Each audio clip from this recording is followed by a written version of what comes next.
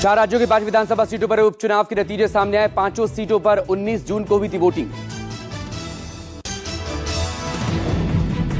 गुजरात की विसावदर सीट पर आम आदमी पार्टी कैंडिडेट गोपाल इटालिया की जीत। गुजरात की कड़ी सीट से बीजेपी उम्मीदवार राजेंद्र चावड़ा जीते। पंजाब की लुधियाना वेस्ट सीट पर आम आदमी पार्टी के उम्मीदवार संजीव अरोड़ा ने जीत दर्ज की। कांग्रेस के भारत भूषण आशु रहे दूसरे नंबर पर।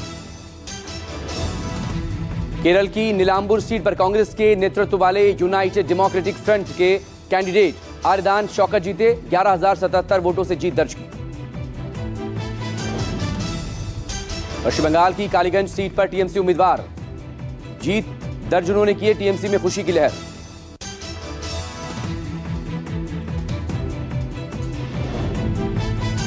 लालू यादव ने राष्ट्रीय अध्यक्ष पद के लिए नामांकन दाखिल किया। इस दौरान तेजस्वी यादव समेत पार्टी के तमाम वरिष्ठ नेता मौजूद रहे। तेजस्वी यादव ने कहा, लालू यादव के नामांकन भरने से सभी में खुशी की लहर। हमें लगता है आगे आने वाले समय में हम लोगों को लालू जी के नेतृत्व में मिलेगी जीत। लालू के नामांकन पर तेज प्रताप यादव का बयान, मेरे साथ अन्याय हुआ, दुख की घड़ी में कोई साथ नहीं देता, साजिश करने वालों को जल्द बेनकाब करूंगा। तेजस्वी को मेरा आशीर्वाद, जल्द बनेंगे मुख्यमंत्री। पटना में जनसुराज कार्यकर्ताओं ने स्वास्थ्य मंत्री मंगल पांडे के आवास के बाहर प्रदर्शन किया। कार्यकर्ताओं और पुलिस में हुई झड़प। मुजफ्फरपुर दुष्कर्म मामले में न्याय में देरी और सरकार की कार्यशैली पर उठाए सवाल।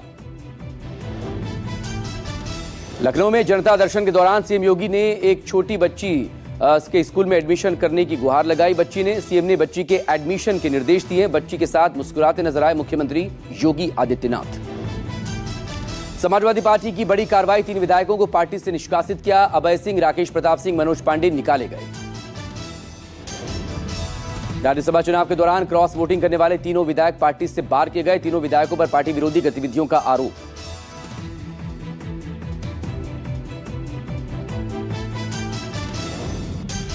पश्चिम बंगाल बीजेपी विधायकों ने पार्टी विधायकों के निलंबन पर विधानसभा के बाहर विरोध प्रदर्शन किया है। 4 विधायकों को इस सत्र के लिए सदन से सस्पेंड किया गया है।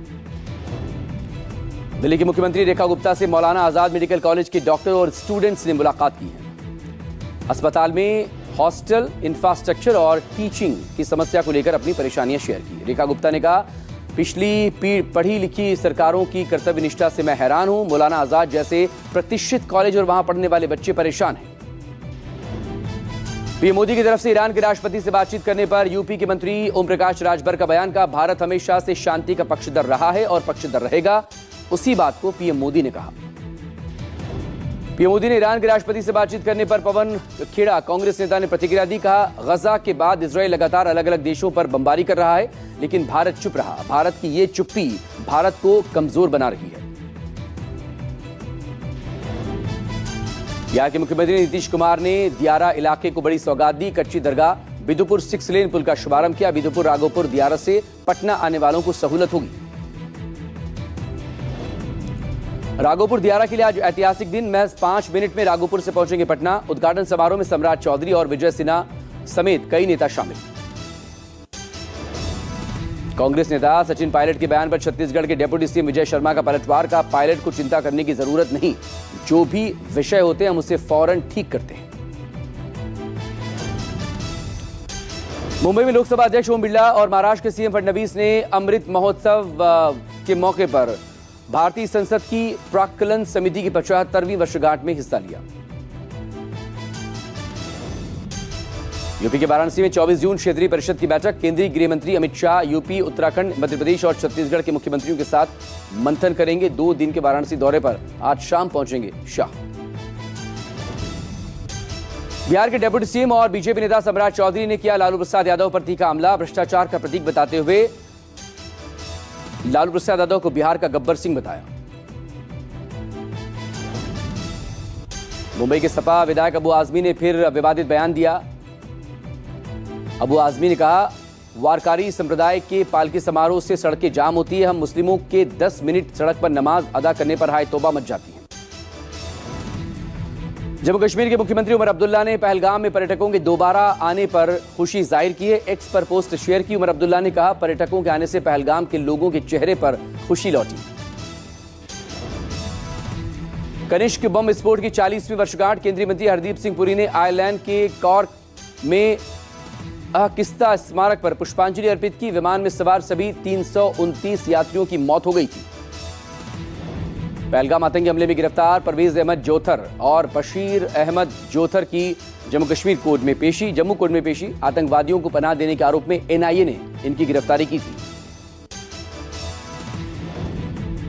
इंदौर से भुवनेश्वर जाने वाली इंडिगो की फ्लाइट 6E-6332 टेक ऑफ से पहले रनवे से वापस लौटी। तकनीकी सुधार के बाद एक बार फिर से फ्लाइट रवाना की गई। 80 पैसेंजर्स को लेकर भुवनेश्वर जा रहा था यह विमान। तकनीकी खराबी की वजह से रनवे पर इसकी वापसी की गई। राजस्थान सरकार में नौकरशाही में बड़ा फेरबदल। 62 IAS अधिकारियों के ट्रांसफर हुए हैं। 8 अतिरिक्त मुख्य सचिव और 11 जिला कलेक्टर शामिल। इसके अलावा 21 IAS अधिकारियों को विभागों के अतिरिक्त प्रभार दिए गए हैं। कार्मिक विभाग ने कल देर रात अफसरों की तबादला सूची जारी की।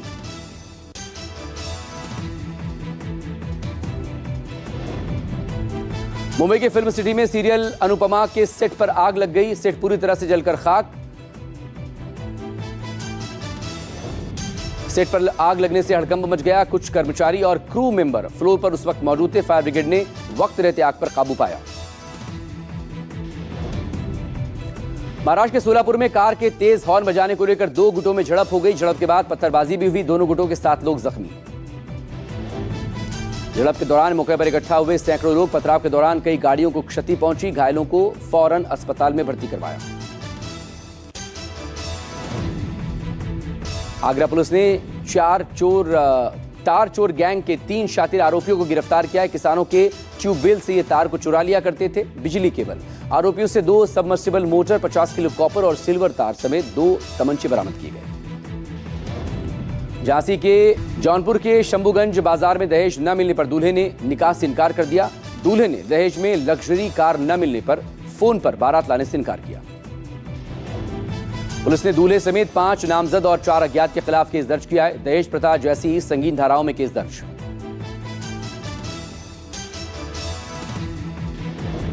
गुजरात के सूरत में पिछले 24 घंटे में तेज बारिश हुई है। 7 इंच बारिश रिकॉर्ड की गई। बाढ़ जैसे हालात। राजस्थान में जयपुर, माउंट आबू समेत कई इलाकों में भारी बारिश के चलते कई नदियां उफान पर। कई छोटे बड़े गांवों और कस्बों का संपर्क टूटा। ओडिशा के 50 गांवों में बाढ़ जैसे हालात। राज्य के 50,000 से ज्यादा लोग इससे प्रभावित हैं। एनडीआरएफ, एसडीआरएफ और ओडीआरएफ की टीमें तैनात। पेट्रोलियम मंत्री हरदीप सिंह पुरी ने एक्स पर पोस्ट किया। भारत ने पिछले कुछ सालों में कच्चे तेल के आयात को डाइवर्सिफाई किया है। पुरी ने एक्स पर बताया, भारतीय तेल कंपनियों के पास कई सप्ताह की तेल आपूर्ति है। भारतीय नागरिकों को तेल आपूर्ति की स्थिरता के लिए सभी कदम उठाए जा रहे हैं।